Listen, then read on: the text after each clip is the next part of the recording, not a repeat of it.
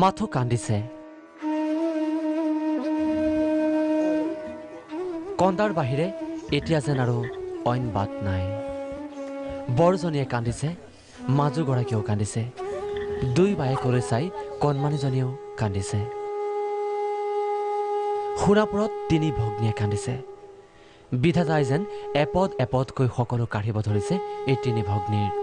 কিন্তু কাঢ়ি নিব পৰা নাই পেটৰ ভোক দেহৰ লাজ অথবা মনৰ নিৰাপদ লগা ভাৱটো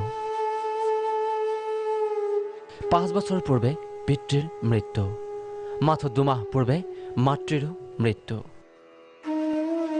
মাতৃৰ বিয়োগৰ পাছৰে পৰা চকু পানীৰে বাট নেদেখা হৈছে তিনি ভগ্নীয়ে বৰ জীয়ৰী জয়মতী বড়ো এবাৰ হাইস্কুল শিক্ষান্ত পৰীক্ষাৰ পৰীক্ষাৰ্থী দুই ভগ্নী পঢ়ি আছে 10ম আৰু 4ৰ্থ শ্ৰেণীত সোণাপুৰৰ মালৈবাৰী হীৰাপাৰাত কৰুণ দৃশ্য জয়মতীহঁতৰ এতিয়া সাহস মাথো দিন হাজিৰা কৰা খুৰাক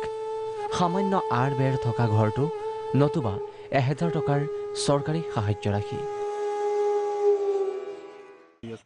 জীৱন যাপনটো কেনেকৈ চলি আছে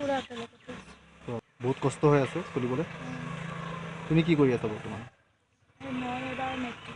যি মোৰ বৰডেকা মৰা প্ৰায় 5 বছৰে হ'ল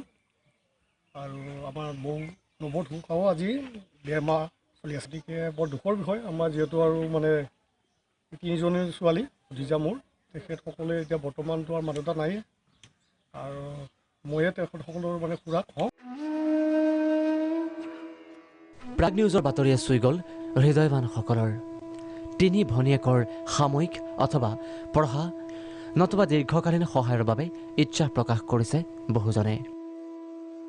কণমানিজনীৰ দায়িত্ব ল'ব বিচাৰিছে কাহিৰীপাৰাৰ জুনু সোণোৱালে তিনি ভগ্নীৰ পঢ়াৰ দায়িত্ব ল'বলৈকো ইচ্ছা প্ৰকাশ বহুজনৰ স্বয়ং দিছপুৰ সমষ্টিৰে সীমামূৰীয়া হীৰাপাৰাৰ এই ঘটনা